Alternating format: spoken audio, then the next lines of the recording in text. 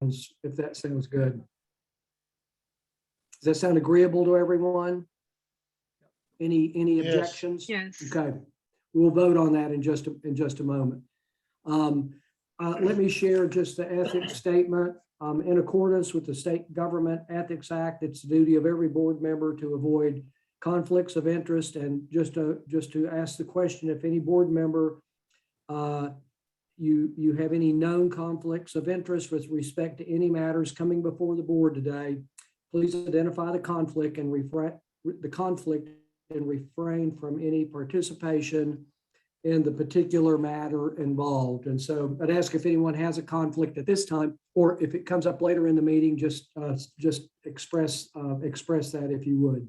Any conflicts? Yes, Mr. Chairman, this is Anthony Sutton. I have a conflict with business 4A. My employer is Biltmore Farms, and I'd like that noted in the minutes. Also, during the discussion, I would like to be removed from the Zoom meeting, so I cannot participate. Okay, thank you. Any others? Hearing none, is there any member of the public that wishes to make a comment on any item of business other than the 26th exchange? We'll have public comment as part of the public hearing for the exchange discussion and action. But is there any member of the public that wishes to make comment otherwise?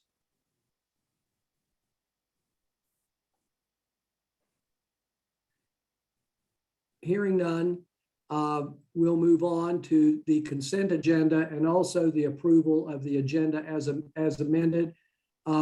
Tristan, do you have any comments to make about items? You have the November 2021 minutes in front of you for approval, but as item A.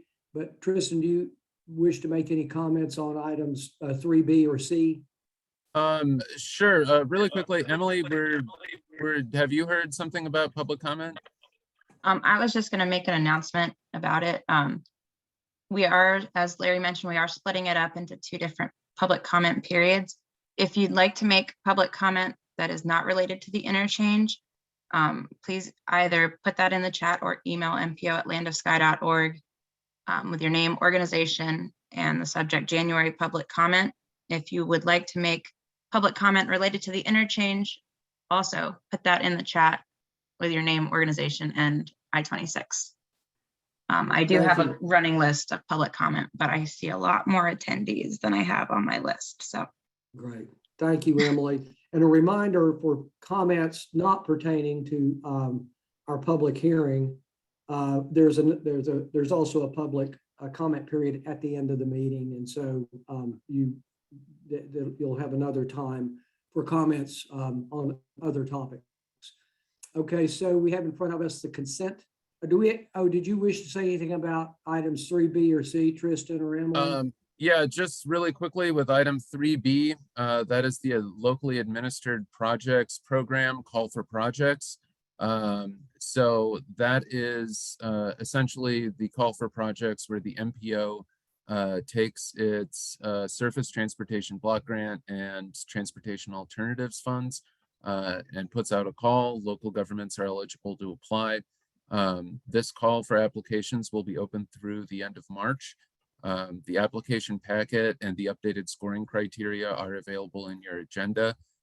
We anticipate somewhere in the neighborhood of 13 to 14 million to be available. We anticipate those numbers to be further refined before project selection happens. And projects that are successful will be programmed most likely in fiscal years 2027 and 2028. Great. Thank you, Tristan. So you have the consent agenda in front of you and also the approval of the agenda as amended. I'd entertain a motion for acceptance. So moved. Thank you. Is there a second? Second. Thank you. Any additional discussion or questions? Hearing none, let's have our roll call. Anna, please take it away. Sorry. Asheville, Kim Rooney. Aye. Asheville, Gwen Whistler. Aye. Black Mountain, Larry Harris. Aye. Division 13, Billy Clark. Division 14, Chuck McGrady. Aye. Buncombe County, Parker Sloan. Aye. Buncombe County, Brownie Newman. Aye. Flat Rock, Ann Coletta. Aye. Fletcher, Bob Davy. Aye. Haywood County, Kevin Inslee. Aye. Henderson County, Bill Lapsley. Aye. Henderson County, Rebecca McCall. Aye. Hendersonville, Jennifer Hensley. Aye. Laurel Park, George Banta. Aye. Madison County, Matt Wechtel. Aye. Maggie Valley, Mike Eveland. Aye. Mills River, Shannon Gauntz.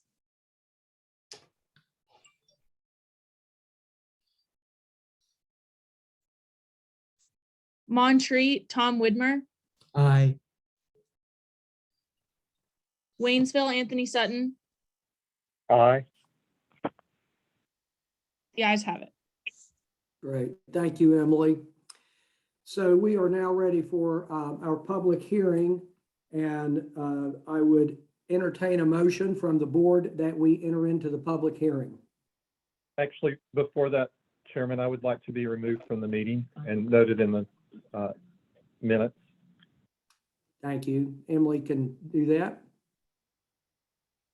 McGrady makes that motion. Thank you. Thank you, Chuck. Is there a second? Kim Roney, second. Thank you, Kim. Roll call, please.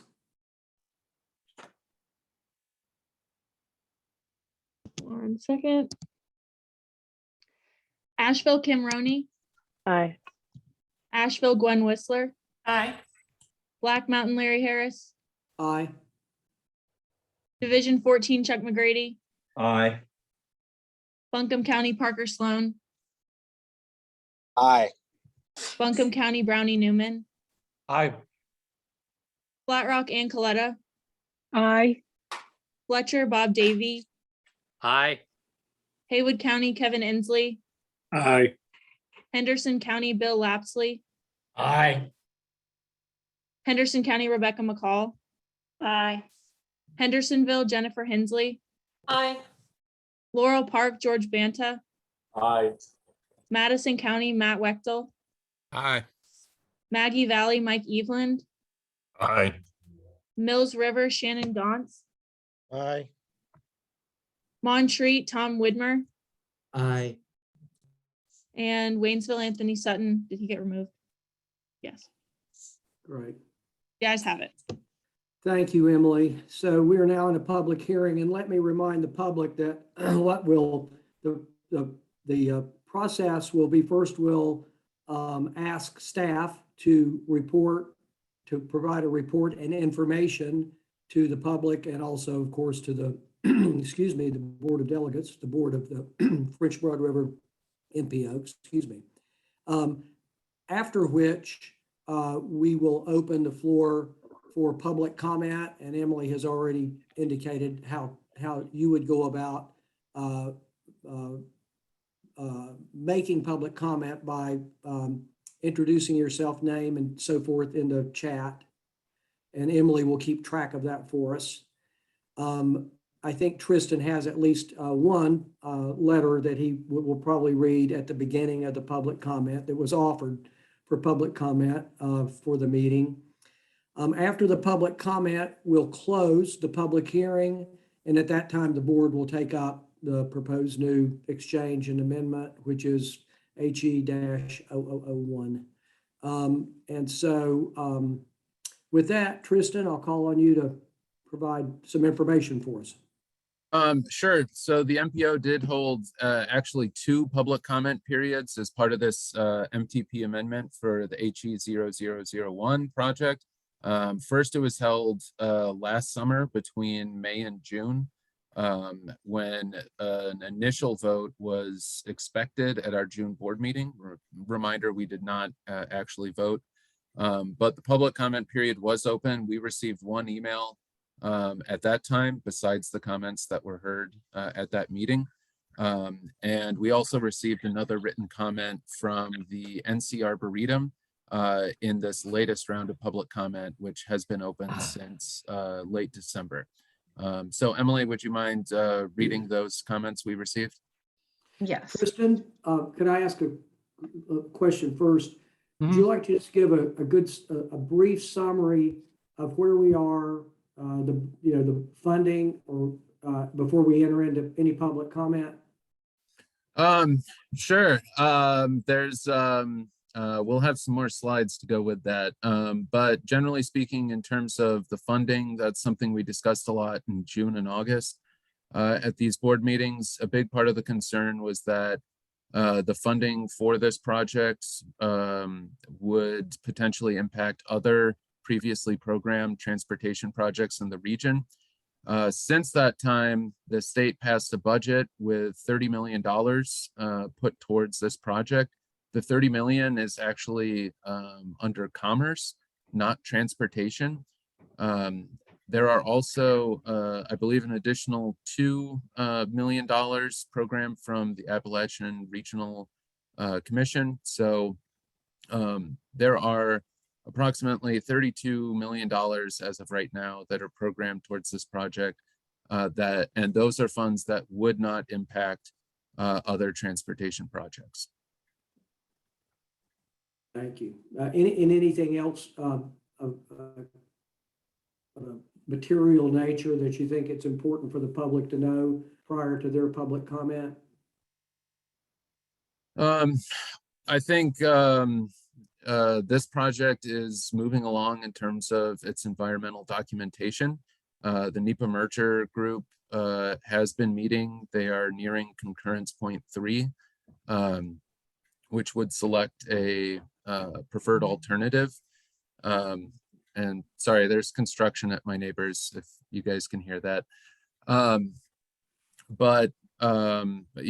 think there's 2 interesting things we'll talk a little bit about in the presentation. One is the traffic forecast was completed. That is in your agenda packet. And one of the findings was that looking at 2045 traffic projections, the interchange would provide some relief to NC 191. The other is another report that was done as part of this that looked at whether or not the proposed interchange would change the intensity of land use to the area and the larger site. The general finding was that no, it would not significantly change the land use intensity beyond the changes that the bridge over the French Broad River would already cause. Okay, great, thank you. Given that, then we'll open the floor then for the public comments and communication. Right, and to start with, I'm going to read 3 written public comments to the group. The first one comes from George Briggs with the North Carolina Arboretum Society. I'm unable to provide personal input at the French Broad River MPO board meeting tomorrow due to the family medical issue, but would like to go on record as favoring the proposed new I-26 interchange. As director of the North Carolina Arboretum since 1987, I became aware during the early 1990s of Biltmore Farms' intent to construct a future bridge over the French Broad River as we planned the approach into the Arboretum. In the succeeding decades, we have worked with Biltmore Farms in various capacities to bring the legacy and influence of Frederick Law Olmsted, the father of American landscape architecture, to bear on both the Arboretums and the Biltmore Farms developments. In that light, we have worked together to carry the character and naming of the Arboretum's entrance road, Frederick Law Olmsted Way, across the French Broad, and to the new Pratt & Whitney site. Next month, we open at the Arboretum a new Olmsted exhibit sponsored by Biltmore Farms and Pratt & Whitney that is timed to coincide with a national celebration of Olmsted's 200th birthday. We 3 partners envision the intersection of the Blue Ridge Parkway and Frederick Law Olmsted Way as a future iconic landmark in the eastern United States, complementing our noted regional biodiversity. The proposed new I-26 interchange, when completed, will provide a new access route to the Arboretum by means of a graceful roadway that 1, traverses the landscape designed with Olmsted's scenic character, 2, crosses Olmsted's original Biltmore Arboretum Road, and 3, crafts a dramatic arrival across the new French Broad Bridge into the North Carolina Arboretum and the Blue Ridge Parkway. Thank you for your favorable consideration of this new I-26 exchange. It will not only address important access and transportation needs in the Bent Creek area, but will also provide a welcome I-26 arrival and departure experience into and from two of our area's most popular environmental and cultural attractions. Okay. Second public comment comes from Rachel Bliss, a Buncombe County resident. She wants it recorded that she is against the interchange. This is more pandering to Raytheon, which makes most of its profits from war. Our region needs to concentrate on building for a sustainable, green, and compassionate economy. I hope we will make better decisions in the future. And our last public comment is one that we received back in June from Jerry Marcados. And this is a longer one as well. When my business brings me to the area beyond Asheville on I-26, I experienced the construction activities along the corridor, so I noticed the plan to add another interchange for a corporation that is part of the military-industrial complex, whose outsized dominance President Eisenhower warned the nation against decades ago. I urge your board, planners, and communities to reject the Pratt-Whitney exchange. You will note Pratt-Whitney expects us to fall for the tactic. Let's you and them fund it. They believe the pattern of economic activity, war industry lobbyists in Washington sticks with us. That has left us desperate enough to bear the costs for their convenience. The diversion of our national resources into destroying entire nations like Iraq and Libya and destabilizing vast areas of the world with millions of refugees requires our agreement to prop up misappropriation of wealth and shortchanging the smart and sustainable options whose budgets are robbed by such misappropriation. The transition to energy production that doesn't cook our mainland and sink our coastal cities needs investment, large and small, in favor of jobs that can't be expected the way even military production jobs are trending. Is it too much for the French Broad River MPO to make economic decisions that resist aligning our communities with conflict and war profiteering? Ask our veterans of recent wars who have suffered greatly from bad decisions in high places. Their insights can help us steer public investments into projects our children and grandchildren will thank us for. All right, and with that, we'll move on to comments that I've received and been, people who have signed up for comments. And Thank you. Emily, if I could interject, I think it would be appropriate if we'd ask the members of the public who wish to make comment if they could keep it to 3 minutes, if they could, please. And I think you've already instructed them, but to identify themselves and also their address, is that correct? where they live or who they represent. And I do Right. have a timer, so you will hear an annoying little beep when 3 minutes hits. Great, thank you. And we'll start with Clark Duncan.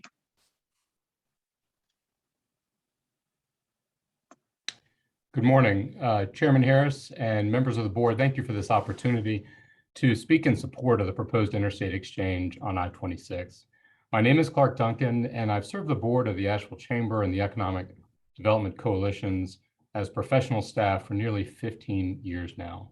We are a nonpartisan, multi-jurisdictional partnership of both public and private sector leaders with a shared vision for growing economic opportunity across Western North Carolina. Like our peer organizations in each of your respective communities, our board understands that investments in critical infrastructure are investments in economic growth and investments in the well-being of our residents. It is long-standing consensus here in the West that infrastructure can build better jobs, and better jobs will build stronger communities. They are the building blocks of a stronger and more resilient Western North Carolina that can better support our next generation of residents and their families. As proposed, the future interchange will facilitate safe and speedy access to one of the fastest growing corridors in our county for residential development, for high wage industrial employment, and world-class recreation. Of course, the interchange will also provide critical interstate access to the 1.2 million square foot Pratt & Whitney facility that upon full build out will employ 800 of our region's residents in STEM careers at industry-leading wages, medical and retirement benefits, and upfront tuition investments. Our residents will work in a LEED certified workplace manufacturing engine components that radically reduce the carbon and noise pollution of air travel, and in a culture that's been recognized by the NAACP and the Human Rights Campaign as a best place to work. And I think those are things we celebrate. With full funding now earmarked for the General Assembly, I urge your support for this project, and I thank you for your leadership here in Western North Carolina. Thank you, Clark. Thank you. Ben Teague. Excuse me, let me find you and unmute you. Sorry.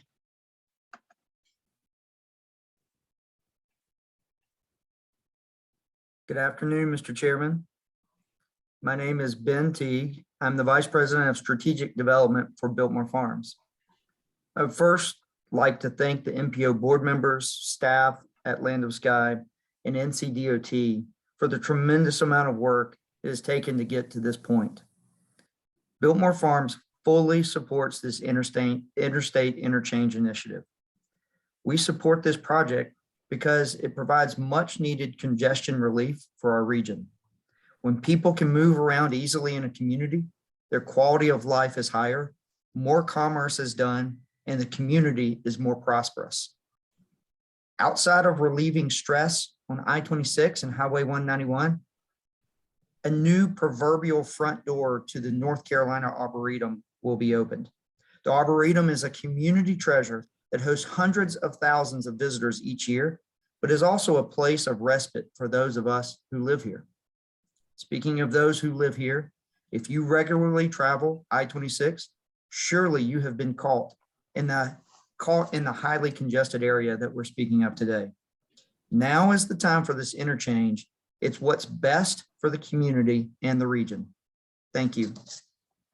Thank you, Ben. Tom Sri.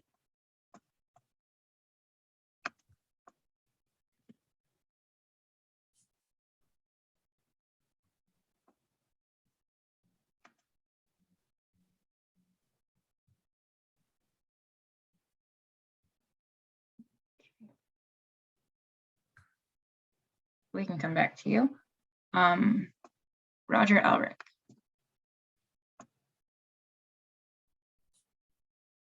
Early.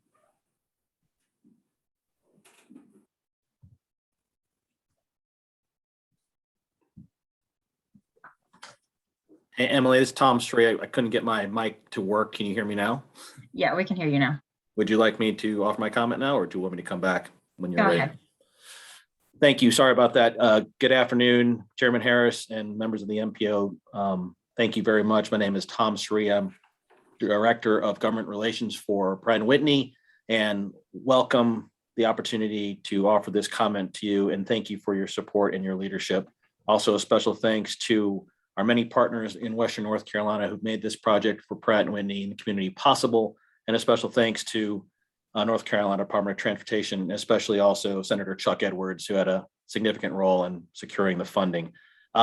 Just briefly, as you've heard from Clark and others, this is a significant project for our company, but also for the community. 800 jobs, $650 million invested, very competitive wages. We're excited about this project. The project is well underway with construction to open on time. But what's exciting about it is what we're going to be producing there, the sustainable products that will revolutionize air travel for many decades to come, will be made proudly in Buncombe County with your help as a result of that, although as well as the sustainable practices that will be implemented across the site and through our systems and processes.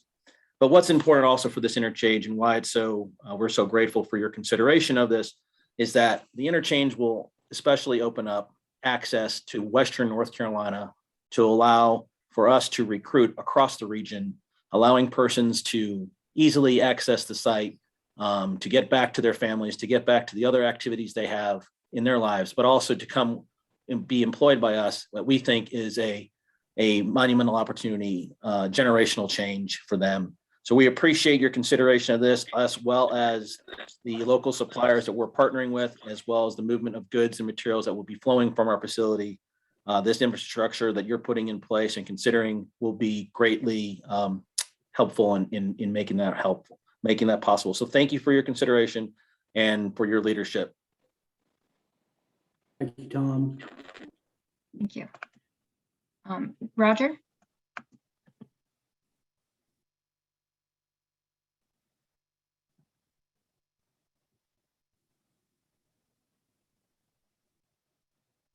Can you hear me now? Yes. Hello? Yes. Okay. Yes, my name is Roger Ehrlich. My wife and I own an old farm in Candler. And we call it Swords to Plowshares Farm. We believe that Asheville has the potential to be an example for the new course of development, of sustainable development, with our rich, creative, cultural and economy and the uncommon natural beauty. I'm also, I should say, an associate member of Veterans for Peace, and I would urge you to oppose this I-26 exit, though I feel that there's little public comment in opposition because this was a stealth kind of backroom negotiated deal. And I don't believe that this promise that this will help the average person are accurate as far as people in the county, because I think it will continue to continued reduction in our quality of life, and also I think it's highly suspect that the richest outfit and most powerful outfit in the county, Biltmore Farms, gave the 100 acres. It only came out very late in what was already a very secretive process that this tailor-made exit was part of the deal. And I think that was kept under the wraps because I think that it will fuel development for Biltmore Farms, and it's just not credible to me. It seems like the Department of Transportation was very bought into trying to pull in these federal dollars, which I think is blood money, because I'm all for more efficient jet engines as we transition from them, but we are subsidizing and linking the county's future to very wrong-headed kind of development that would benefit from an arms race and is contributing to climate destruction. And it's huge amounts of subsidies out of working people's pockets when that same money could create many more jobs if put into smaller projects. Has been proved by economic development experts. It's a backroom deal. Roger, thank you. We appreciate your comments. Thank you. And that is all the names that I have on my list right now. I have not received any more emails or messages in the chat. Okay. All members of the public having had opportunity for comment, I would entertain a motion that from the board, that we close the public hearing. Matt Wechtel, so moved. Thank you, Matt. Ann Coletta, second. Thank you, Ann. Is there any discussion on that? And hearing none, let's do a roll call. Asheville, Kim Roney. Aye. Asheville, Gwen Whistler. Aye. Black Mountain, Larry Harris. Aye. Division 14, Chuck McGrady. Aye. Buncombe County, Parker Sloan. Aye. Buncombe County, Brownie Newman. Aye. Flat Rock, Ann Coletta. Aye. Fletcher, Bob Davy. Aye. Haywood County, Kevin Inslee. Aye. Henderson County, Bill Lapsley. Aye. Henderson County, Rebecca McCall. Aye. Hendersonville, Jennifer Hensley. Aye. Laurel Park, George Banta. Aye. Madison County, Matt Wechtel. Aye. Maggie Valley, Mike Eveland. Aye. Mills River, Shannon Gauntz. Aye. Montreat, Tom Widmer, Aye. and Anthony is off the call, so the ayes have it. Great, thank you, Emily. And with that, board will open it up for discussion and questions. Perhaps Tristan has other things he wants to share with us. But it's now, this topic is now in front of the board for your deliberation and approval or disapproval.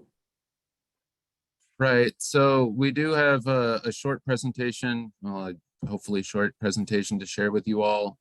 Feel free to stop me at any point for questions or comments.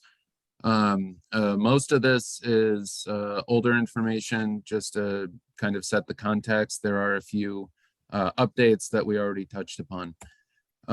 So all in all, what we're talking about is the proposed I-26 interchange and the amendment to the MPO's Metropolitan Transportation Plan that is required to keep the project moving forward.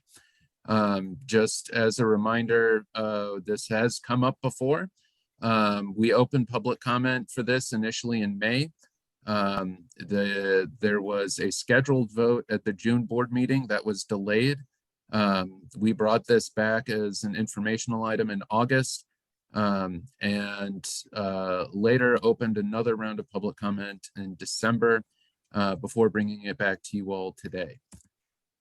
In terms of the general context, what we're talking about is a site in southern Buncombe County off of I-26 over to NC 191. As stated, a lot of the impetus for this project is the economic development project surrounding the addition of Pratt & Whitney. There's been a lot of news about this since it broke in, I believe, January of 2021. So just to set the context, this is the French Broad River. You can see the NC Arboretum entrance on the lower right-hand side and I-26 on the left. In terms of the Pratt & Whitney project, as mentioned in some of the comments, it's a big economic development project. We had Tim Love from Buncombe County present in June, and he stated that this is currently one of the largest economic development projects in the country. 800 total potential jobs, 650 million total potential investment. It is a very large project. And just to point out in terms of, what we think about in regional transportation planning is that it's not just the Pratt & Whitney site that we're talking about here. This is all privately owned land. So while the Pratt & Whitney site is expected to take up 100 acres, there's roughly 500 acres of developable land.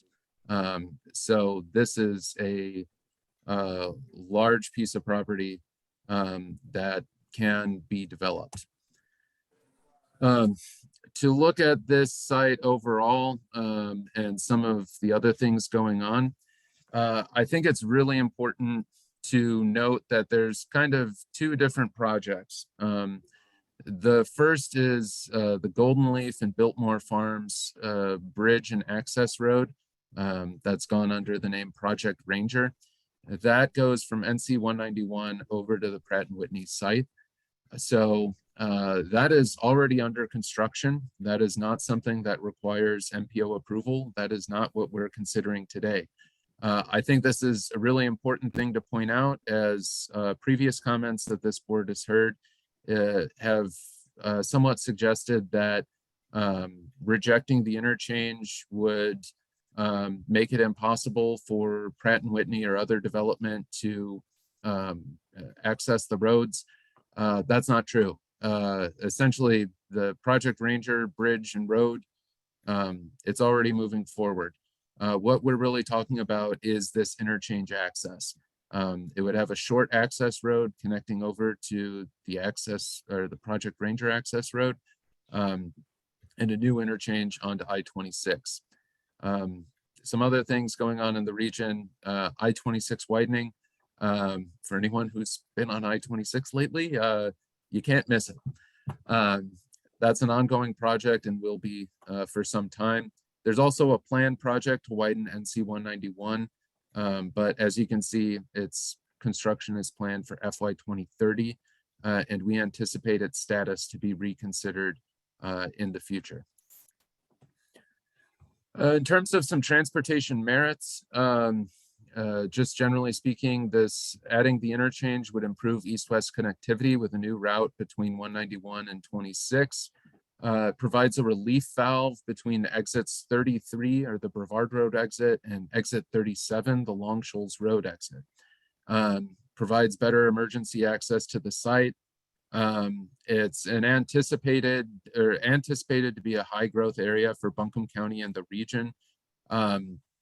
We've just FYI, 2 years ago, we talked about growth projections for the region. And even before news of this project came out, this was already projected to be an area of high growth demand per our travel demand model, and also avoids over-reliance on NC 191. That's something we talked a little bit about at the last meeting in terms of information, but we got a little bit more kind of official data on that from NCDOT. As is shown in your packet, there is a traffic forecast that shows essentially the no build scenario, and to highlight a couple of the projected volumes on 191. That's approximately 32,000 and 28,000 in the build scenario. Both of those numbers drop pretty significantly. That's not to say that it's 191 will see a decrease in traffic.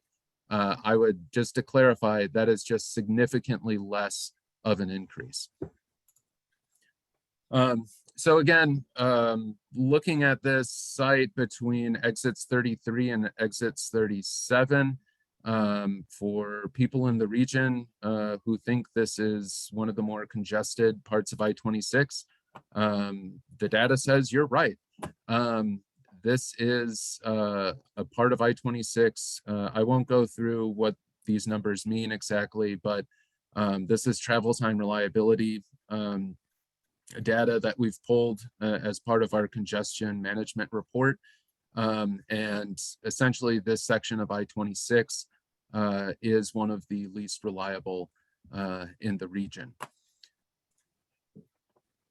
So to go back to it, in terms of how the kind of relief valve would benefit is, instead of having a 4-mile section between exits, now this would provide a relief valve and points of congestion, crashes for traffic to move in and out of the interstate. So I think the big thing that this board talked about in the past is funding. When this project was initially came out, there was $10 million put towards this project. Those 10 million were expected to come from the Division 13 Division Needs funding pot. Since then, that has changed. So as mentioned earlier, $30 million has been put in the state budget under commerce, not transportation. So the impact to other transportation projects now is not expected.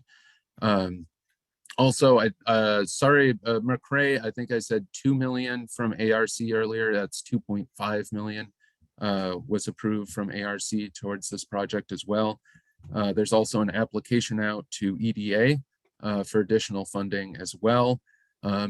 A question we got from the TCC was whether or not Pratt & Whitney is putting funding towards this interchange. As far as I'm aware, there is no Pratt & Whitney funding being put towards the interchange.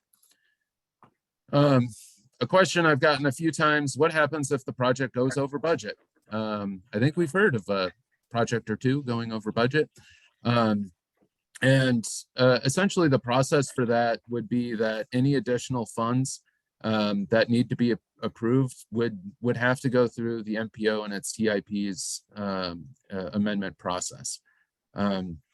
So that is something that shouldn't just happen without the MPO's awareness.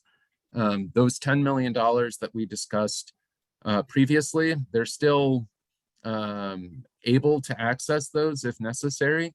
But as of right now, it's my understanding that NCDOT does not plan on utilizing those funds, and the 30 million from the state budget and additional sources should be sufficient for the project. Some other questions about the project and its status. It's currently in the NEPA or environmental documentation stage. That is something, just to point out, that MPO staff serves on. For all of our projects, the NEPA merger process has MPO representation. There currently are 3 alternatives being considered. There are some subtle differences and impacts between the 3. As we've talked about before, some of the differences include on and off ramps on the left-hand side of the interstate. I believe there's one alternative where the on and off ramps are on the right-hand side. However, that does lead to additional impacts to the estate, I believe. We have been asked about complete streets features. So what you see is the proposed cross-section of the access road section of this project. MPO staff did request that paved shoulders be added to this cross-section. That was not initially shown in the NEPA documentation. However, there have been questions about multi-use paths and other improvements.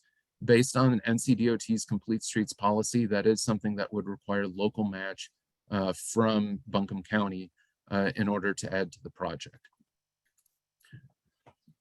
Also, questions we've gotten, just a regulatory note on projects not in the MTP.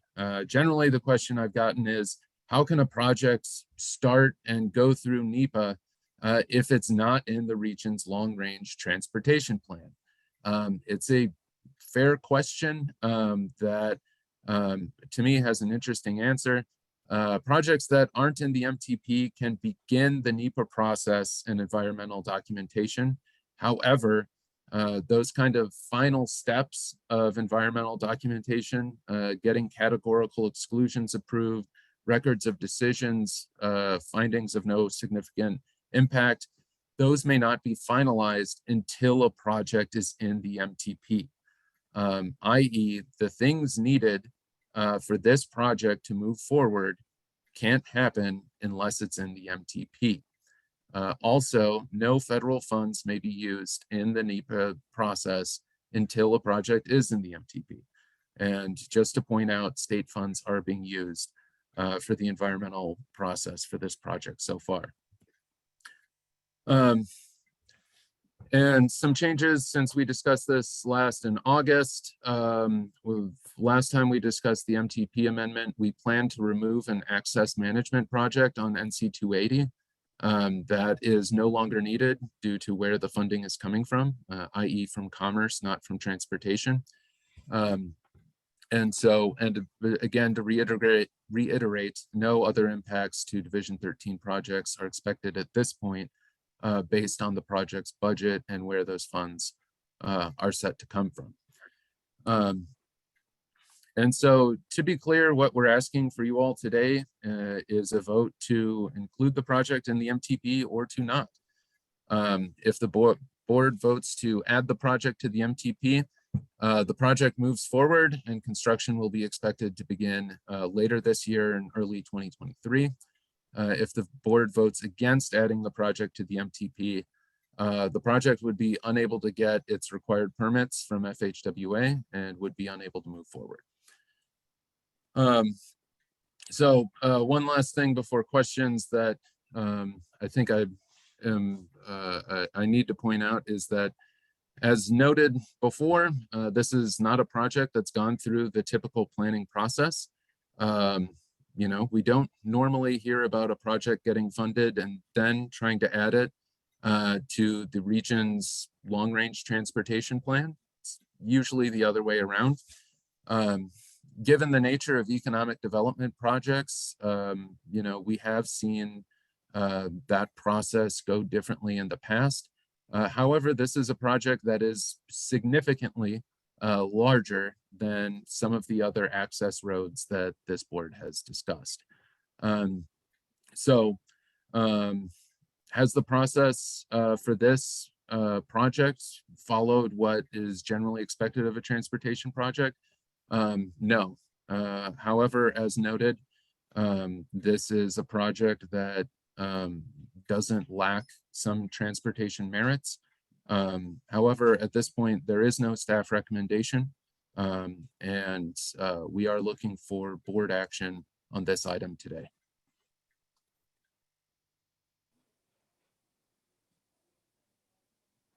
Tristan, this is, Sorry, go ahead, Parker. yeah, this is Parker Sloan for a question for you. It's my hope and I guess insistence that this project include bike ped infrastructure, complete streets infrastructure. And I'm just curious if there's anything this board could or should do to memorialize that or advocate for that, or is that entirely up to the Buncombe County Commission and its discretion to provide a local match and kind of up to the county and DOT to discuss? I think generally speaking, in terms of the complete streets elements, the MPO does have a complete streets policy. We expect that bicycle and pedestrian accommodations are considered in every project that's done in the region. However, I think in terms of the nature of DOT's complete streets policy and its reliance on local match, that isn't something the MPO would be able to provide. So I think the MPO board could provide a recommendation that the county consider a request and adding those features, but ultimately the responsibility will be with the county.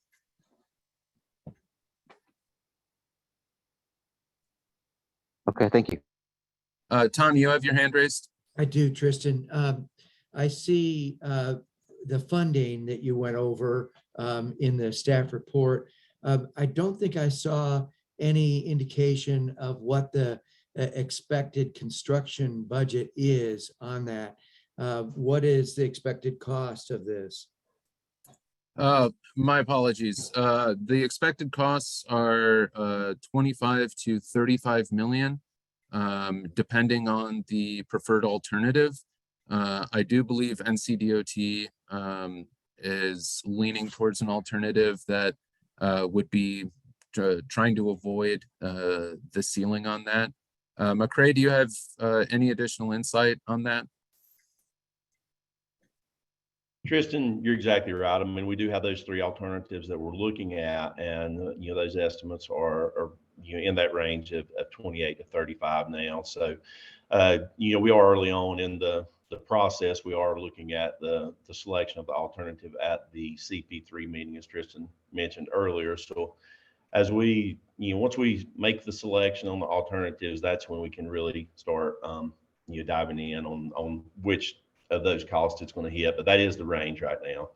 And we are looking at, Tristan, on that same slide there, we do have the 30 million from the state that Tristan mentioned earlier, 2.5 from the Appalachian Regional Commission, and we are looking at submitting the application for the economic development, the EDA grant application, and we're anticipating somewhere around $3 million is what our ask is going to be there. So just wanted to share that as well.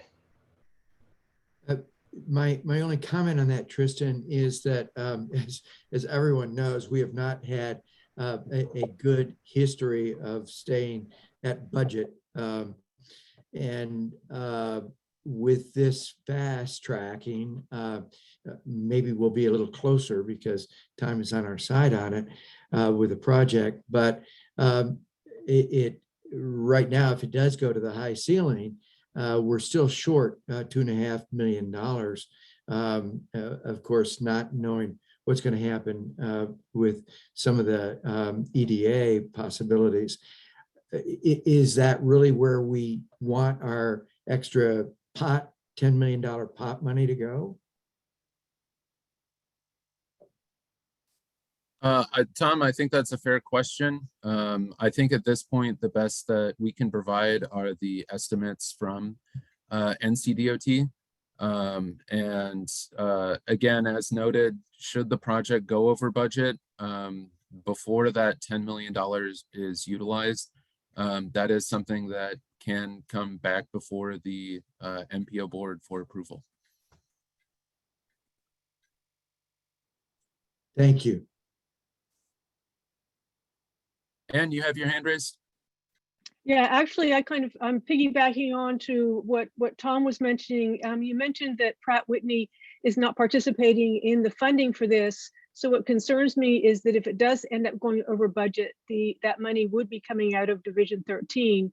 And I didn't know if there was any way to see about getting funding from other sources if it does run over, so that Division 13 is not at a loss. Yeah, I think that the division has applied for a number of other sources, or I should say that the department from ARC, EDA, and there also was a RAISE grant application which did not come back to be successful. McCray, is there anything else you'd like to add to that? No, you're exactly right. We did, Tristan, we supplied or applied for the RAISE grant. We were not a recipient of that grant, but certainly, we are looking for every opportunity out there, and certainly the Appalachian Regional Commission has been a great partner in the past of our area. We appreciate that. And then, looking ahead to the economic development grant application and securing those funds. So, but that's the ones that we're focused on at this point. I guess my question would be, is there any opportunity for Pratt Whitney to contribute if it runs over?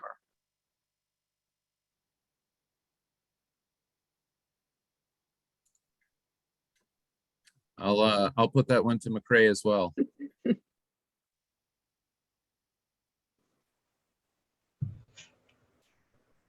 Yeah.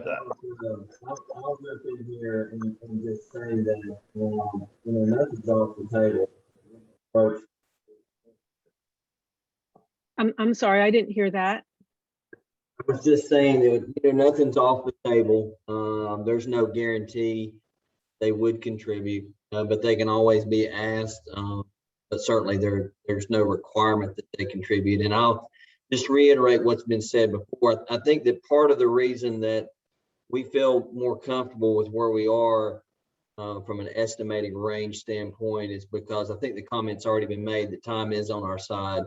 You're not going to see inflation like you would on the other projects where we've experienced significant cost increases or estimates. And also, we have a firm that's actively working with us, Gannett Fleming, and they're constantly updating their estimates and looking at different alternatives. Unlike some of our other processes on our other projects, we don't have that level of involvement. So we're pretty confident that it's going to come in that $28 to $35 million range, and we feel pretty good too about the EDA grant application as well, and the comments, the communications we've had with the folks there. So I think we're in pretty good standing. I don't expect that $10 million would have to be utilized. Certainly what our legislators have done to add that $30 million to this project has just been one of those things that we probably couldn't have done this project without that. It's certainly not without impacting other projects. And from a local standpoint, as far as the division engineer here, in my concerns, I didn't want to see any other projects delayed either. And so we're going to do everything we can to keep that from happening, because these other projects are important too. And we just don't want to see the opportunity go away where we've got this $30 million plus set aside for this project that could benefit the community greatly, as has already been spoken. Okay, thank you. Thank you, Mark. Kim? No, I was just gonna want to put my hand down. Can we go back to the slide that shows what we're asking to be approving today, that shows the map with the red circle that's not yet designed and doesn't have a contingency plan for overruns? Okay, so I'm hearing there's no impact now that we're using a different pool of funds, but I am very aware that we're still using North Carolina taxpayer dollars. And I'm wondering, since if we were not to approve this, it wouldn't prevent the green line dotted project from coming in from the other side. I'm also looking at this as not just one employer, but multiple employers who will want to recruit the best. And the best staff may not be able to or choose to drive a car. So there do seem to be some impacts that maybe aren't identified as far as ripple effects to our safety targets. And I just wanted to bring that back. What are the, not just fiscal impacts, but equity impacts and sustainability impacts? I don't see how this helps meet our goals, but can we maybe speak to, if we didn't approve this, what could we do to ensure that our surrounding projects that are underneath our umbrella still are helping to meet our safety targets? Because it seems that could exacerbate the issue that we currently have.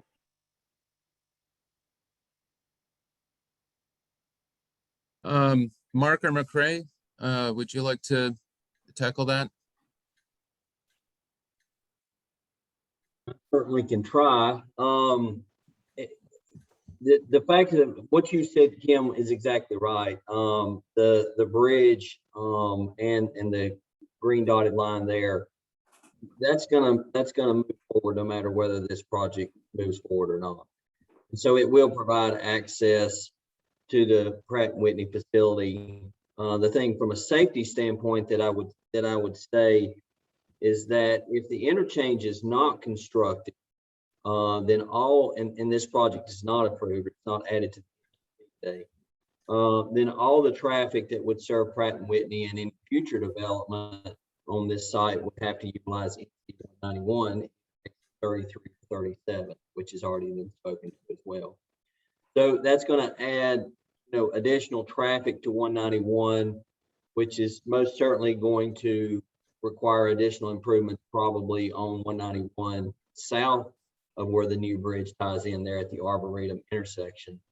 We're hoping that by introducing this interchange, there is some potential that project could be rescoped and less impacts. I think everybody knows, considering the area there around Sandy Bottoms, the environmental impacts associated with a potential project through that area, what could actually happen there. So from a safety standpoint, we feel like introducing interchange could take traffic off of 191 and potentially lessen the environmental impacts on that 3403B project as well. So I don't know if that answers your question, but if you've got a follow-up question, I'll try to answer that one as well. Thank you for that. So I'm curious, what does it look like, or maybe I should just confirm, are we saying that even with the limitations we have of staffing across the board, that if we do this now, it will not have an impact on the other construction projects in the region? Because that's what I'm hearing. I would just like it clarified how it wouldn't have an impact. I think based on the information that's been provided to us by NCDOT and Mark Gibbs specifically, we'll just say that, that information points to no impact on other transportation projects in the region. However, as noted in the case that it does go over budget, that is something that would be needing to go through the MPO board.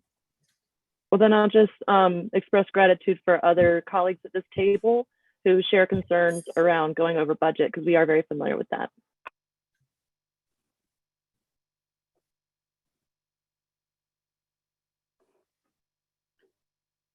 Great. Any other board members? This is Kevin Easley. Can I make a comment? Absolutely. Okay. Yeah, I just want to make a comment. I read I don't know, it's probably been a couple of months ago, Brian Turner had written an article to the Citizen Times about this project and how that he compared it to the Inca plant when it came and how it helped the families with jobs. And I know my grandmother actually worked there back in the World War II, but he was comparing this to the Inca plant and how it would help our community with jobs and everything. And I think when you look at this, the state is behind this project. Brian Turner is, he's a Democrat, I'm a Republican, and I think this is a bipartisan effort. I think a lot of, both parties support this. We desperately need to relieve the traffic congestion in that area. This will help do that. And I'm for the project. I just wanted to make those comments because I think if you do have something like this business that would be there, you probably will have other industry move in, maybe be support industry or similar industries that can help support either this industry or, it'll just be kind of an industrial hub, if you will, or maybe a commercial hub. So, and I just think it's going to help the whole area really. We competed against the world to get this project and we were able to get it here. So I just feel like it's going to pay big dividends in the future, just like the Inca plant did that Representative Brian Turner pointed out. And I just think it'll be a good project for our community. And I do appreciate everybody's ideas about the cost because, those are always going up. And if you put this off, I guarantee the cost is going to go up. It never goes down in construction right now. And the problem we have now is trying to get stuff done within a reasonable amount of time because there's such a shortage of labor and everything. So we put this off, it's only going to cost more money. So that'd be my comments. Thank you. Thank you, Kevin. Other comments, questions, board members? Yeah, this is Tom Widmer again. Tristan, I understand what you're saying, that if it does go over the funds that are available, that it would have to come back to the MPO to tap into that $10 million pot. But when would that happen? Would that happen during the construction process? And if so, then we're essentially stuck. We have to approve it because you don't want a 3/4 completed interchange. If it happens at the planning stage, we still have the project creep issue to deal with. I just feel bad for any of the other projects that we already have going and are expecting funding that may lose some of it simply because of this, to me, this highly politicized project that snuck in the back door. I think that's a fair point. Chuck, you've got your hands raised. Yeah, thank you. And I was going to address that point. As a DOT board member, the cost creep of projects obviously has been really painful. But as noted, this one concerns me less about cost creep because we're doing this real time. This is not a project we put on some agenda, 5 years ago, and now we're trying to price it out. We're pricing it out pretty much real time. And the expectation I would have is I just don't, unless there are additions to the project that occur that we're not aware of, this one doesn't bother me in the same way that a dozen other projects do. Moreover, my former job as a House appropriator, the General Assembly has shown huge support for this project in terms of the monies that have been made available to fund it. If this project comes up, some amount short, we'll hopefully know that's happening and hopefully be in a position to go back to them and try to sort this out. There's an allocation of $10 million out of the Commerce Fund. It's not rocket science to make those changes if you've got some understanding of that you're going to have an overrun and you don't want to impact local projects. And so, my advice would be if we find ourselves in that position, that the local governments involved be talking to their legislators and you try to fix the problem by moving money from one place to another so that you don't impact the local projects that are so important to everyone else. That's my take on it, though. And I'm fully supportive of the project. Thank you, Chuck. Anyone else, board members? This is, Shannon go ahead. This is Shannon Gauntz with the town of Mills River. I've just been approached by a couple citizens that in a different location in the United States, I don't know that it was Pratt Whitney, another company was able to get a big interchange put in, a road through to their facility.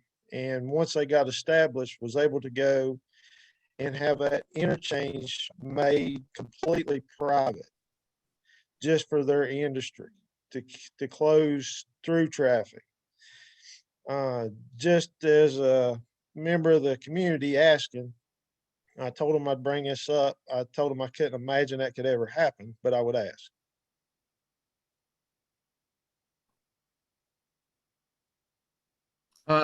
I would say that to your last point, I cannot imagine that happening. Not with an interstate permit being required.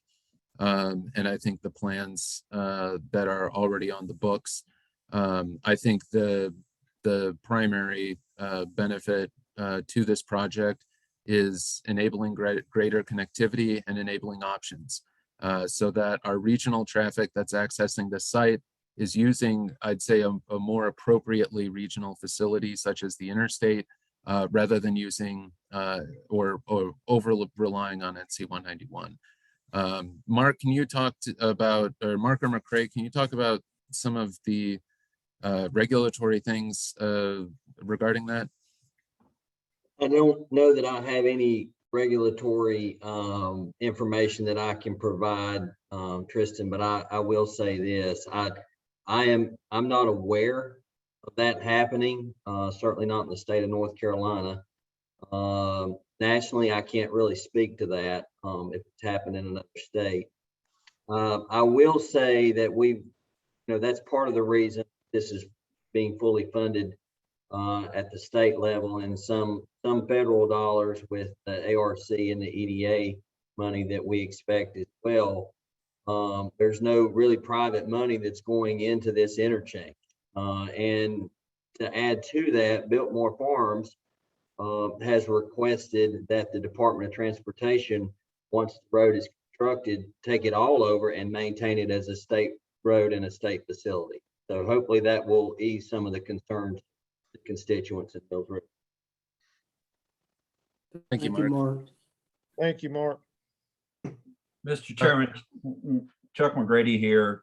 To the mayor's concern, I mean, I think if that sort of thing were to be tried, it would, my guess would be pretty illegal given the amount of money that's being put into this project. I don't think we can spend money that way at the state level.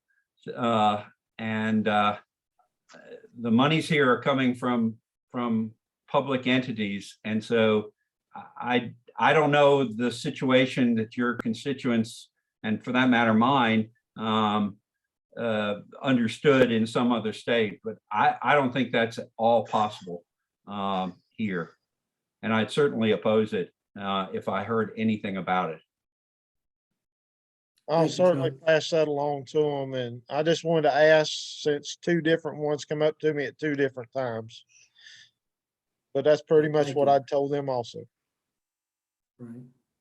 Thank you, Shannon. Any other comments, questions, board members? Yeah, This is Kim. Oh, go ahead. Sorry, this is Parker Sloan. I just wanted to go back to a question about 191 again, because I heard staff say something along the lines earlier regarding easing congestion on 191, either to the north or to the south of the Blue Ridge Parkway. I know we have a project planned in the future for what appears to be widening 191 to the south.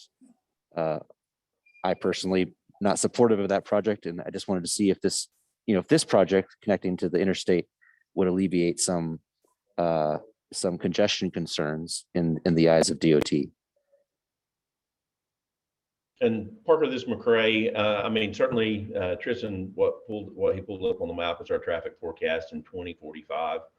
And looking at that, the one on the right is with the build scenario with the connectivity over to the interstate. And just note to the south of the proposed intersection there, where Project Ranger's coming out into 191. South of there, it's about 6,000 vehicles a day less for the build scenario versus the scenario where we wouldn't have the interchange. So that is a significant amount of traffic. Gotcha. Well, that's good news. And I guess I just say one reason why I support this project. You know, in a world where we're choosing to spend dollars on widening roads versus connecting to existing thoroughfares, I'm going to pick the latter every day of the week. So I'm supportive of this, and really due to the connectivity. Thank you. Thanks, Parker. Kim, did you have a comment? I will not be supporting this project for 3 reasons. 1 is budget, 2 is safety, and 3 is process. The budget, I feel like it opens us up to cost overruns, which will compete with our transportation projects. 2 is safety. I do appreciate an expanded shoulder, but a paved shoulder is not safe for all modes of transportation and still centralizes cars when we're looking at such a tremendous investment of North Carolina's taxpayer dollars. And last is the process, and I feel it puts our staff in a predicament and sets a precedent. Thank you for listening. Thank you, Kim. Any other questions, comments, board members? Rebecca? I would keep talking about the traffic and assuming that all of it is cars, but I think we need to understand and realize that a lot of the traffic will be trucks. And do we really want those trucks on 191? I would prefer that those trucks be focused on 26 and this interchange off of 26. So I will be supporting it, not only for that reason, but for other reasons. Thank you, Rebecca. Any other comments or questions, board members?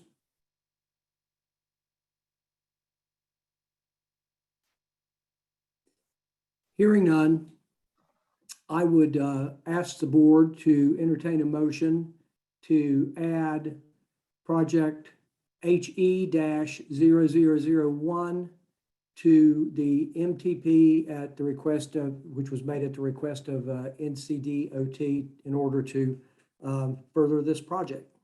This is Kim, motion to deny. Is there a second?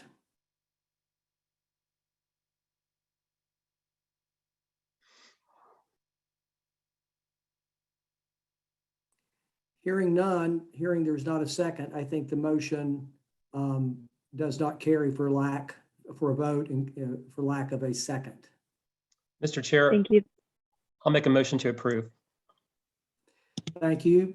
Chairman Newman has made a motion to approve. McGrady seconds. Chuck McGrady has seconded it. Do we have any additional discussion or questions before we vote?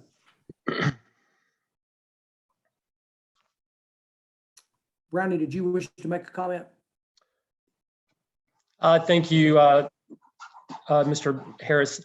I think it's been a great discussion. I don't know that I have anything original to add. I just, I would support it. I think this project does have strong transportation merit as a standalone project. This project did originate because of this significant economic development project that came to Western North Carolina.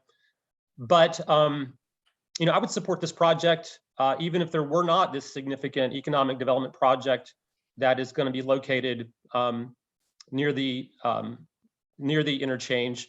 I think it does. I think the transportation merits of it for NC 191 and I-26 are very significant. So I think it's a strong transportation project on its own merits, in addition to helping to support one of the biggest economic development projects that we've ever had come to Western North Carolina. This is a great place to live. We all know how the quality of life that we have here. But one of the challenges we have is that the average wages in Buncombe County and our area are significantly below the state average.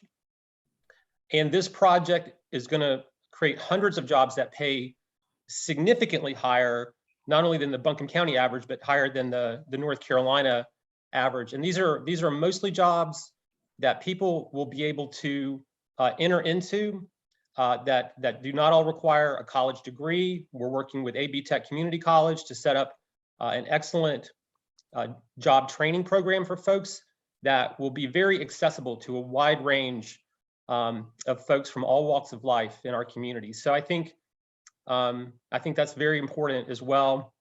And for all those different reasons, I'm supportive of it. Thank you. Thank you. Thank you, Mr. Chairman. Any other questions or comments before we do our roll call? Hearing none, Emily, if you could take us through the roll call vote. And the vote is to add, this is to the motion made and seconded, and we are voting on adding this project HE-001 to the MTP. Asheville, Kim Roney. No. Asheville, Gwen Whistler. With a lot of faith that we're going to stay within budget, aye. Black Mountain, Larry Harris. Aye. Division 14, Chuck McGrady. Aye. Buncombe County, Parker Sloan. Aye. Buncombe County, Brownie Newman. Aye. Flat Rock, Ann Coletta. Aye. Fletcher, Bob Davy. Aye. Haywood County, Kevin Inslee. Aye. Henderson County, Bill Lapsley. Aye. Henderson County, Rebecca McCall. Aye. Hendersonville, Jennifer Hensley. Aye. Laurel Park, George Banta. Aye. Madison County, Matt Wechtel. Aye. Maggie Valley, Mike Eveland. Aye. Mills River, Shannon Gauntz. Aye. Montreat, Tom Widmer. To Gwen's comment, I agree and aye. Urban Transit, Brandon Rogers.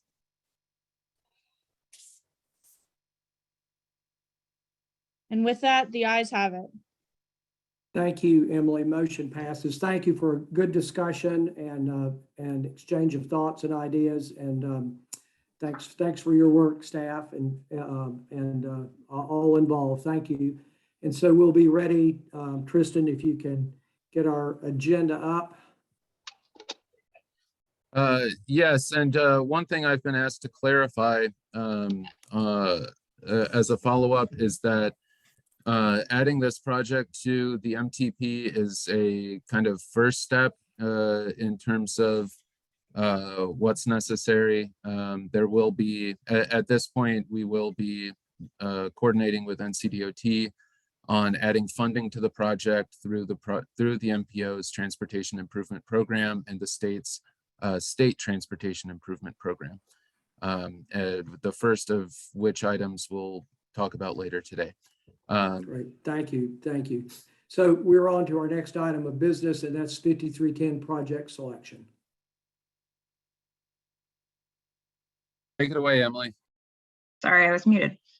All right, this is something that we do every year, but just as a reminder, Section 5310 is funding that goes towards enhanced mobility for seniors and individuals with disabilities. This grant is split into two separate funding categories: traditional or capital projects, which must receive at least 55% of the total funding, and other or operations projects. In December's prioritization subcommittee meeting, the MPO staff presented various projects that had been submitted for funding, and that was discussed at length. I'm sorry, that's supposed to say November's. One of the projects that was submitted. Emily, if you're sharing slides, we cannot see them. I'm surprisingly not sharing slides today. You just have to hear my voice. So if you want to put the agenda back, that would be great. Public comment took over my brain for this meeting. So one of the programs that had been submitted, Recovery to Work, was requested to go through the JARC application instead. And if you go to the next page, that would be fantastic. This page shows the breakdown of funding and the scores that the projects received. There were 2 projects submitted for traditional, City of Asheville's paratransit and Buncombe County's CEDTAP, and 2 projects submitted for other funds. The Council on Aging submitted a request for their Colorado program, and Madison County submitted a request for expanded transportation. You'll see on the far right column the scores that were compiled based on prioritization subcommittee members' input. And if you keep going to the next page, after receiving and averaging prioritization subcommittee members' scores for the submitted projects, the subcommittee recommended that the TCC and board support alternative 2B, which funds both Madison County's project and Colorado at 100% of their request using ARPA 5310 funds, and also funds Buncombe County's CEDTAP program, the higher scoring traditional project, at 100% of its request, leaving Asheville's program funded at 91% of its request. So today, after a TCC recommendation to approve alternative B, staff is seeking a board motion for 5310 funding.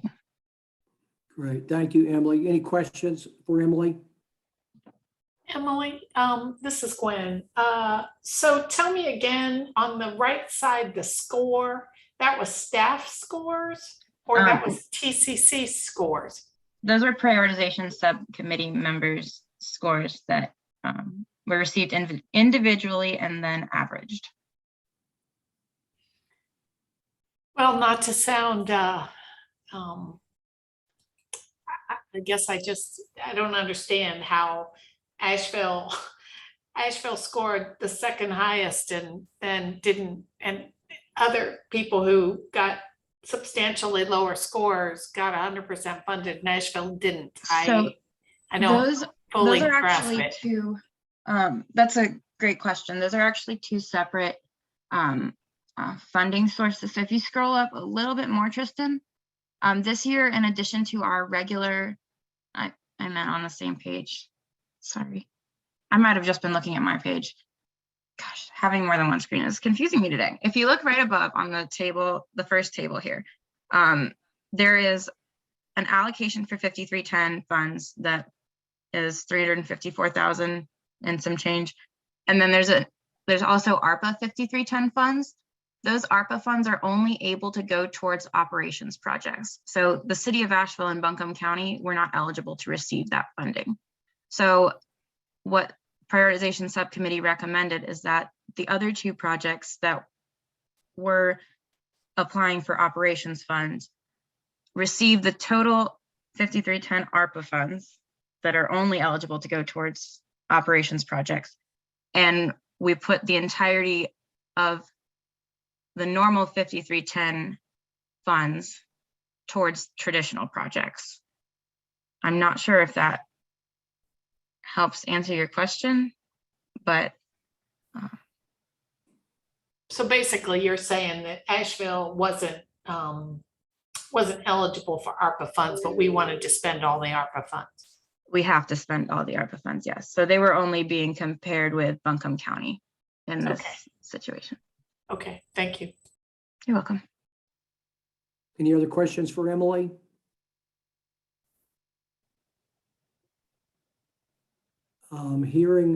Hearing none, I would entertain a motion to approve the alternative 2B as presented for 5310 funding. Matt Wechtel, so moved. Thank you, Matt. Second. Do we have a second? Ann Coletta, second. Thank you, Ann. Any other questions before we vote? Hearing none. Emily, if you could switch gears and do a roll call. Asheville, Kim Rooney. Aye. Asheville, Gwen Whistler. Aye. Black Mountain, Larry Harris. Aye. Division 14, Chuck McGrady. Aye. Buncombe County Parker Sloan, Aye. Buncombe County Brownie Newman, Aye. Flat Rock Ann Coletta, Aye. Fletcher Bob Davy, Aye. Haywood County Kevin Inslee, Aye. Henderson County Bill Lapsley, Aye. Henderson County Rebecca McCall, Aye. Hendersonville Jennifer Hensley, Aye. Laurel Park George Banta, Aye. Madison County Matt Wechtel, Aye. Maggie Valley Mike Eveland, Aye. Mills River Shannon Gantz, Aye. Montreat Tom Widmer, Aye. Urban Transit Brandon Rogers, Waynesville Anthony Sutton. The ayes have it. Thank you, Emily. And now we're on to the JARC project selection.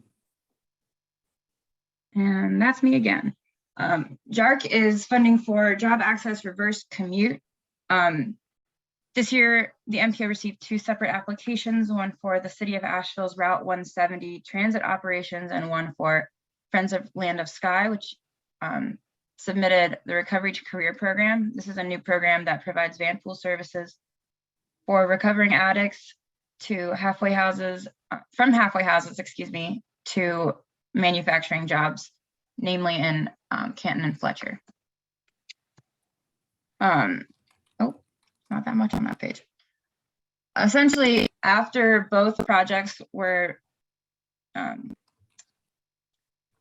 even with the amount of funding that was requested, there is still a remaining balance of $82,404 in the JARC pot. So we're still in the process of determining how to expend those funds. However, prioritization subcommittee recommended that the TCC approve that both projects be fully funded, and the TCC recommended that the funding be approved by the board. So today we're seeking approval for the projects that were submitted to be fully funded, and this item will come back before the board once there is more clarity on how to program the remainder of the funds. And that'll be a process that goes through the prioritization subcommittee. Great. Thank you, Emily. Any questions for Emily? Hearing none, then I would entertain a motion. This is Kim, so moved. Yes, the motion being to approve funding as requested. And Kim has made a motion. Do we have a second? McGrady seconds. Thank you, Chuck. Any questions? Hearing none. Emily, roll call. Asheville Kim Roney, Aye. Asheville Gwen Whistler, Aye. Black Mountain Larry Harris, Aye. Division 14 Chuck McGrady, Aye. Buncombe County Parker Sloan, Aye. Buncombe County Brownie Newman, Aye. Flat Rock Ann Coletta, Aye. Fletcher Bob Davy, Aye. Haywood County Kevin Inslee, Henderson County Bill Lapsley, Aye. Henderson County Rebecca McCall, Aye. Hendersonville Jennifer Hensley, Aye. Laurel Park George Banta, Aye. Madison County Matt Wechtel, Aye. Maggie Valley Mike Eveland, Aye. Mills River Shannon Gantz, Aye. Montreat Tom Widmer, Aye. Urban Transit Brandon Rogers, and Waynesville Anthony Sutton. And with that, the ayes have it. Thank you, Emily. On to safety performance targets. Good afternoon, everybody. John here. Up before you, and what will require is an action item to approve the attached safety targets. I will walk you through them for this area. So back in 2016, the Federal Highway Administration established 5 safety performance targets that over a 5-year average are expected to be met by NCDOT within the given MPOs. Through these 5 5 safety targets. They determine whether what our safety targets should be for the number of fatalities over a 5-year rolling average, the number of fatalities per 100 million vehicles miles traveled, VMTs, the number of serious injuries, the number of serious injuries per VMT, as well as the number of combined non-motorized fatalities and non-motorized serious injuries. So these are the 5 performance targets that we are looking to amend and adopt from the previous year. So the current safety targets included are those that were identified and proposed by NCDOT along with their strategic highway safety plan. Federal Highway does allow that if NPO chooses to do so, that we can actually establish our own safety targets. However, these would also have to be in collaboration with NCDOT and meet federal highway guidelines. It is my recommendation that we actually would pursue the current proposed targets from NCDOT rather than adopting our own. So what we're looking at for these performance numbers is that on one hand, I want to make it clear that as so far, NCDOT within our region has not met or made significant contributions to actually achieving these targets. Only factoring in vehicle miles traveled and the number of fatalities have we actually made any kind of slight better than baseline targets. So these are actually fairly stringent targets to meet. And so when we're looking at the 5-year rolling averages and updating these, what we are going to be looking at is to potentially, in Italy, next slide, potentially reduce the fatality targets from just under 50 at 49.4, an 8% reduction to 45.8 on the 5-year average, reduce the fatality rate per million miles VMT by 8%, reduce the serious injury target by approximately 15% from a metric of 128 to 108, reduce the injury rate per VMT by 16%, and reduce non-motorized fatalities and injuries by approximately 15% as well. And the formal targets there at the very bottom highlight for the 2020 target shows kind of the ever increasing, more stringent safety targets. Now, one of the kind of caveats to this is that because North Carolina DOT within our region has not made progress, is that basically they have to ensure that all the state highway safety improvements funding has to be spent or allocated. And that was actually one of the items that came up in the TCC that we're actually going to try to schedule a follow-up to explain how those funds are being spent within the area. We did do a little bit of preliminary kind of fact finding just to pull that, and our NCDOT folks can correct me if I'm wrong, but both Division 13 and 14 have approximately $7 million, just over $7 million of those funds allocated through their divisions. So that's not all within, say, the MPO. It includes rural and counties outside the MPO within that kind of designation, but it's not some kind of additional other magical pot of funding. Approximately in 2021, we identified close to 70 projects for potential safety concerns. We have a little bit less of that, approximately a third of those, of that number actually active within a safety project. So it's a little bit less. So that's generally how we're looking at it. But at least our recommendation moving forward is that the 2022 safety targets are actually pretty strenuous. I don't see that there is a glaring red flag as why the NPO should identify a different target coming away from this. And so we're putting this before y'all for review. and to have a discussion and or adopt the safety targets as provided below. Thank you, John. Any questions for John, board members?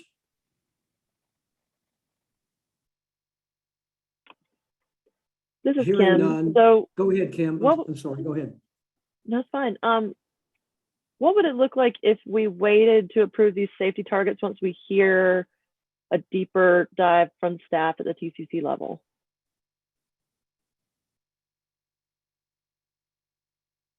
How so? The one asterisk with these targets, I mean, it could be potentially something, I believe we have to approve or supply our own metrics by February 27th. So I do think we would kind of be running into a little bit of a time crunch.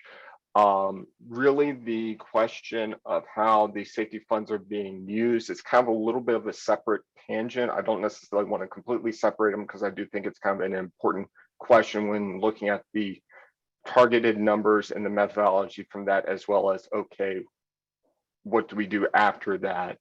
But as far as a kind of a reason for that, I don't know exactly what the deep dive would provide other than from just a better understanding of how the funds are being spent after these standards are established.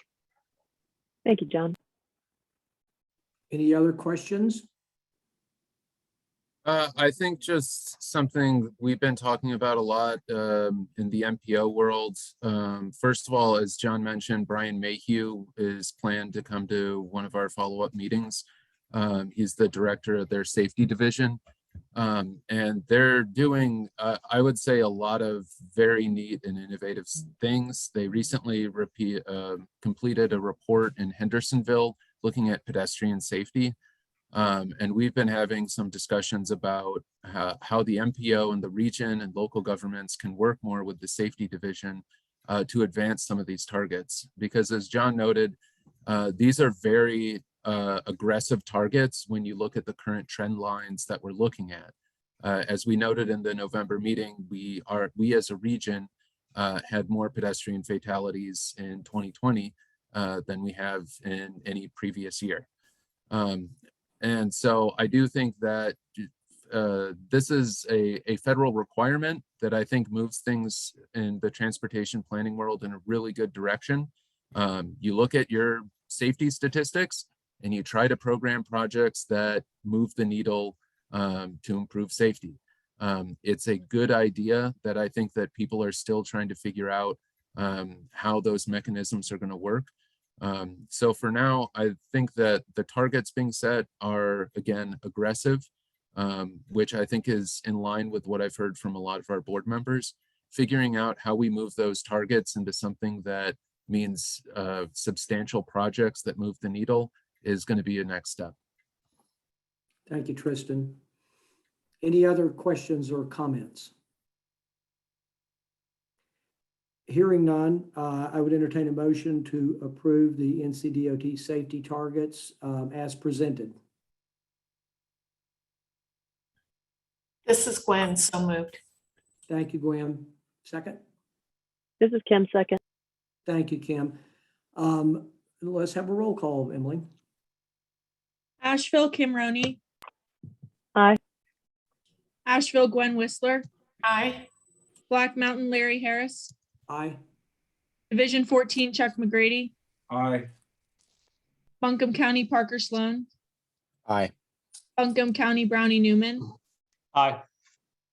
Flat Rock, Ann Coletta. Aye. Fletcher, Bob Davy. Aye. Haywood County, Kevin Inslee. Aye. Henderson County, Bill Lapsley.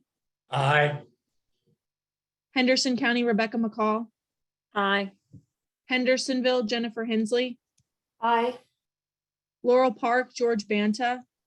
Aye. Madison County, Matt Wechtel. Aye. Maggie Valley, Mike Eveland. Aye. Mills River, Shannon Gauntz. Aye. Montreat, Tom Widmer. Aye. And Waynesville, Anthony Sutton. Did he come back on or no? I'm gonna go I with no. believe so. Thank you, Emily. ayes have it. Thank you very much. Amendments to the 20 to 2029 tip. Okay, everybody, that would be me again.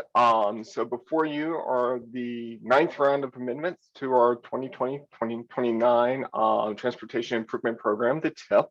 I'm gonna break these up into 3 different sections, just to, based on the reason for their amendment. First up would be new additions to the TIP. First up is HB 0015. It's to add a project to replace the bridge over Jones Cove Road. This project is being added for preliminary engineering by the request of the Structures Management Program. In addition, along with the addition to the MTP, add HE 0001 to allow for economic development funds and projects for preliminary engineering only for the new interchange over I-26. Those round out the new additions. The next type of changes that we are making is to modify and change scope. There's only one project that is currently being proposed to be amended this way. This is I-5889B. It is I-40 at mile marker 40 to 45, and it is to address a cost increase of more than $2 million. Actually, cost increase is approximately $4 million. And this is to identify for rehabilitate pavement, as well as to make improvements in bridge repairs along that corridor for the identified bridges on the sheet. Finally, the rest of the items for TIP are to allow additional time or delay for various construction, preliminary engineering, or right-of-way for the additional projects. So they're just looking to move items from either fiscal year 2021 to fiscal year 2022, or fiscal year 2022 to fiscal year 2023. So those round out the TIP amendments in this round. I'll leave things open for any discussion or questions. Any questions for John? This is Lapsley, motion to approve. Thank you, Bill. Is there a second? This is Anthony Sutton, second. Thank you, Anthony. If there are no additional questions, Emily, let's do a roll call. Asheville, Kim Roney. Aye. Asheville, Gwen Whistler. Aye. Black Mountain, Larry Harris. Aye. Division 14, Chuck McGrady. Yeah, Buncombe Chuck, I County, mentioned- Parker Sloan. Aye. Buncombe County, Brownie Newman. Aye. Flat Rock, Ann Coletta. Aye. Fletcher, Bob Davy. Aye. Haywood County, Kevin Inslee. Aye. Henderson County, Bill Lapsley. Aye. Henderson County, Rebecca McCall. Aye. Hendersonville, Jennifer Hensley. Laurel Park, George Banta. Aye. Madison County, Matt Wechtel. Aye. Maggie Valley, Mike Eveland. Aye. Mills River, Shannon Gauntz. Aye. Montreat, Tom Widmer. Aye. And Waynesville, Anthony Sutton. Aye. The ayes have Thank it. you. Thank you, Emily. On to the draft fiscal year 2023 UPWP. Yes, so the UPWP, yet another transportation acronym, or the Unified Planning Work Program. To simplify it, it is basically the MPO's budget for fiscal year 2023. This is something that we typically and are required to bring through at least twice. So the following in your packet is the draft version of the Unified Planning Work Program. We'll be bringing that through in March to have a final version considered by this board. Just FYI, what's included in a UPWP, essentially it reflects the MPO's work tasks for the fiscal year that are projected, as well as the funding put towards each of those work tasks. It also shows the special studies that are funded by the MPO. We show both studies that are conducted by the MPO, as well as those that are awarded to local governments to be carried out with an 80% federal match, 20% local match. You'll also see that there are transit funds in there. The city of Asheville is the region's designated recipient for FTA 5303 funds. Those are regional transportation planning funds from FTA that go to the city of Asheville. And finally, 5307 program support and administration. Those funds are required to be reflected in the UPWP. So I won't go over this too much in detail, but some big changes between 22 and 23. We'll be looking a lot more at data, including a lot of the census data that's expected to come out over the following months. Just as a reminder, and I will continue to remind you all, the big thing that's coming out later this year is the urbanized area data. Urbanized area data is set by the census, and that is kind of the first step in setting the MPO's planning boundaries. So when that happens, we might see some little changes, we might see some big changes. I have not checked on Vegas odds for this, but we really don't know what will happen to the urbanized area until that data comes out.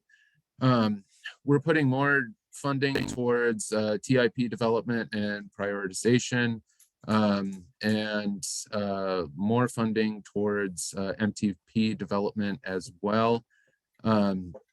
So just going through the document, FYI, it breaks out each planning task as it's shown, and shows the work products that we're expected to finalize or present to the board or make available on the MPO's website or internally. Again, it also shows the work tasks that are expected to be conducted by the city of Asheville with the 5303 funds. And there's this lovely chart that sums it all up and shows the funding assigned to each task and where those funds are coming from. Again, it also highlights the special studies for each of these. So we do have 3 special studies at this point that we anticipate starting in FY23. That is the Buncombe County Multimodal Plan. That is something that was approved for FY22, but was moved to FY23 at the county's request. We'll be looking at 2050 regional socioeconomic projections. So just as a reminder, as part of updating the region's travel demand model, we have to look at how much growth is expected to come to the region and where that growth is going to go.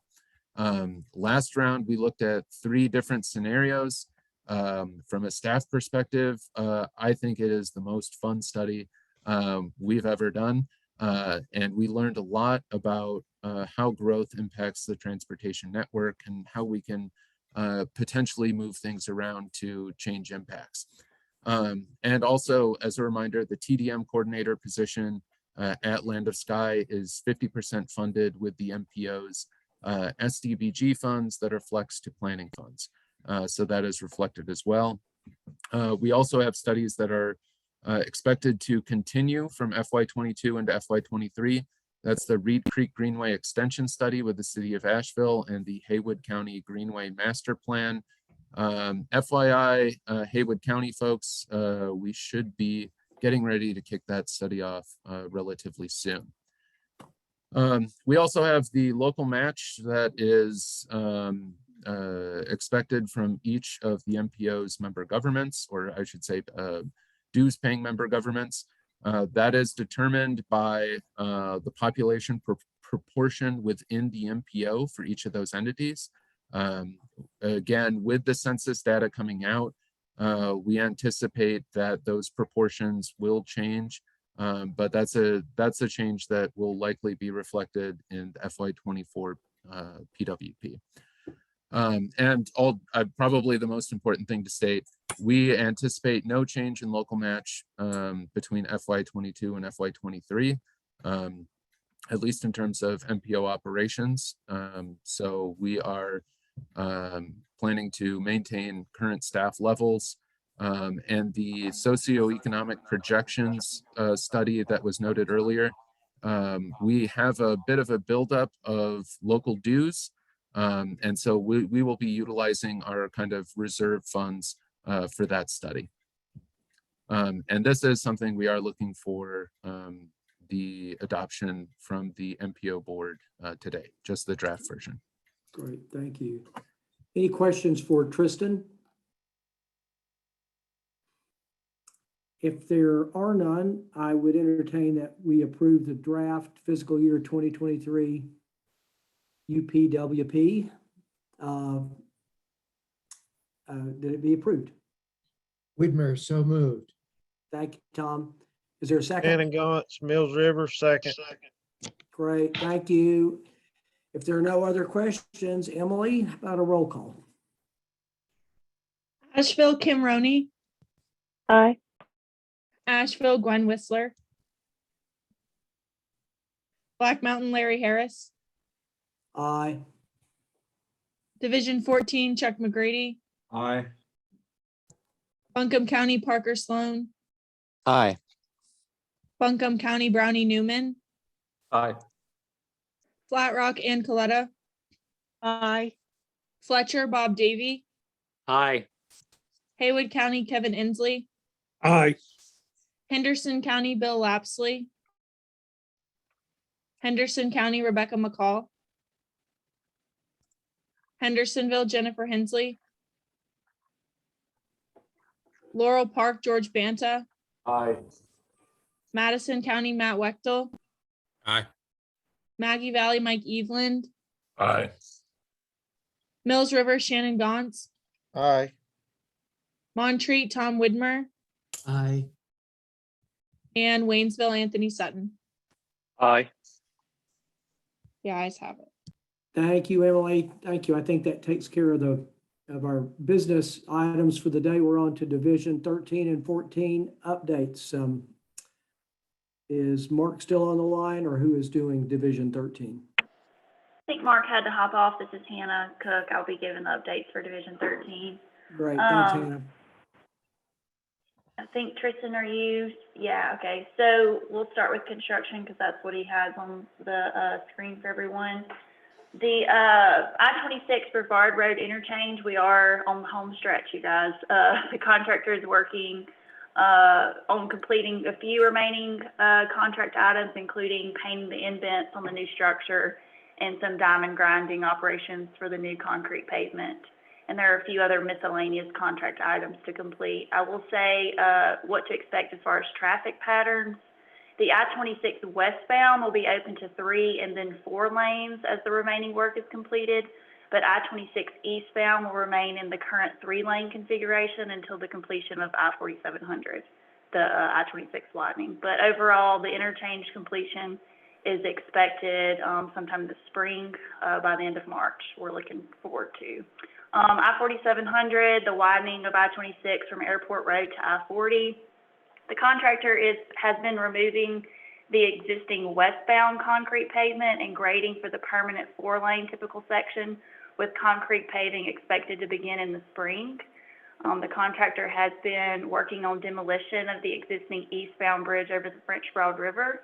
So you'll have seen that operation if you're driving through there regularly. I'll just say we're expecting additional traffic shifts for both the eastbound and westbound traffic between Long Shoals and Brevard Road interchanges. So those are scheduled in the next several months. So just be, alert as you're traveling through the project limits.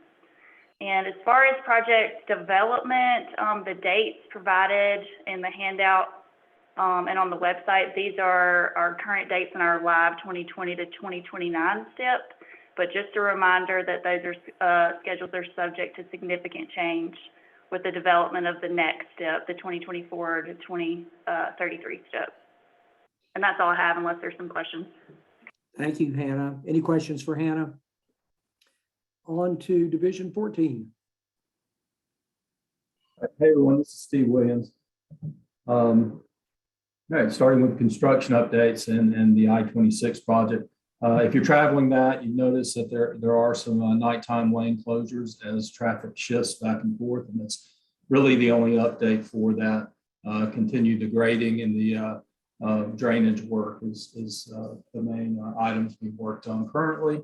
Haywood County, it's the same projects that you've been seeing for a while. The sidewalk at Plot Creek and Hazelwood Avenue is for the most part complete, other than establishing vegetation, which won't happen until this spring. So you'll see that hanging out at the 90% mark. In Henderson County, again, the same projects that you've been seeing for a while. This is as they slowly move forward towards completion. If you see that 0%, that just means that the project has been let, but work has not started yet. And on the project development side, I'll just reiterate what Hannah said. Those dates that you see there will change as we develop a new STIP. And keep in mind that right now, the projects that will be staying in the STIP are 2026 and earlier, but those will be spread out over a 10-year period once the STIP gets developed. So those dates will change. Does anybody have any questions for me? Questions for Steve? Thank you, Steve. Mr. Sellers, do you have anything for us today? I'll just give a few very quick traffic forecast updates. We completed 2 bridge forecasts in Haywood County. Those are BR 0145 and BR 0157. We just scoped another bridge forecast in Haywood County over the railroad. That's B5982. We just finished, or I just reviewed, so the finished product should be available very soon, the Swan Noa River Road traffic forecast. That's U5832. That's inside of the interstate. And then we did our first interim review of the base years and future years for the I-2513 traffic forecast update. And then we had a meeting reviewing the initial build scenario. We approved the no build scenario, and then we have had our first meeting of the build scenario. And so that's going along a pace, but that's a very complicated and big forecast. So it'll take time. So that's the condensed version. Great. Thank you. Thank you, Daniel. Any questions for Daniel? Hearing none. Michael Dawson. I've got nothing to report this month. Thank you. Great. Well, thank you. Tristan, work groups, reports, legislative updates, anything to share with us? Our committees are chugging along. Just to note, the next meeting of the prioritization subcommittee will not be February 2nd. There is no urgent business for that group. So we have canceled that meeting. So they will be meeting the first Wednesday in March. Just FYI, that group changed their meetings to the first Wednesday at 9 a.m. Transit operators met in January, as did the Citizens Advisory Committee. 5307 subrecipient work group will be meeting in March. The Hellbender Trail stakeholder group will be meeting 1 week from today, February 3rd. I just to say, I think we've got an interesting agenda for that. We'll have Palmer McIntyre from the Great Trail State Coalition, as well as NCDOT Integrated Mobility Division, talking about some of the updates to the Complete Streets policy. So that should be interesting. Corridor studies, those were adopted by the city of Asheville. So that is the final update we have on that. In terms of other staff updates, I am Very sad to say that Emily Scott Cruz on our staff will be leaving us on February 1st. She has taken a job in the private sector in what is a considerable and very much well-deserved bump. So our congratulations to Emily. Emily is, just really quickly, one of the hardest working people that I have worked with at the MPO. It is something when you assign quite a big task and get a draft version of it 4 hours later. That is somewhat typical in my experience with Emily, but hardworking, great people. They tend to move up and move out. So again, our congratulations, Emily. And we hope you won't be a stranger. So beyond that, a bit of personal news or personnel news. There are a few legislative updates. Back in December, a number of bills went through. House Bill 334 that modified the state budget and requires NCDOT to maintain a cash balance at or below $2 billion. House Bill 978 makes numerous appointments, including adding Pat Malamphy of Moore County to the Board of Transportation. And House Bill 165, titled DOT Legislative Changes, made a few changes to STI, allowing for, or I should say, defining funding variances, and alters some of the language for economic development projects to look at beyond the 10 million cap, also a set amount of funding per job being created. And finally, it also adds a study for looking at right-of-way acquisition procedures for NCDOT. Those were all passed back in December. And that is the legislative update I've got for you guys today. All right, thank you, Tristan. I think we're on to public comment. Is there any member of the public attending who would wish to make comment?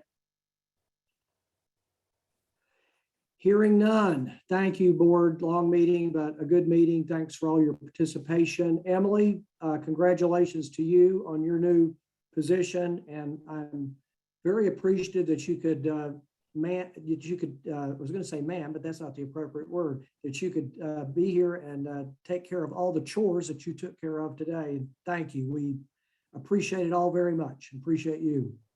And meeting adjourned. Thank you all. Bye, Emily. Best of luck.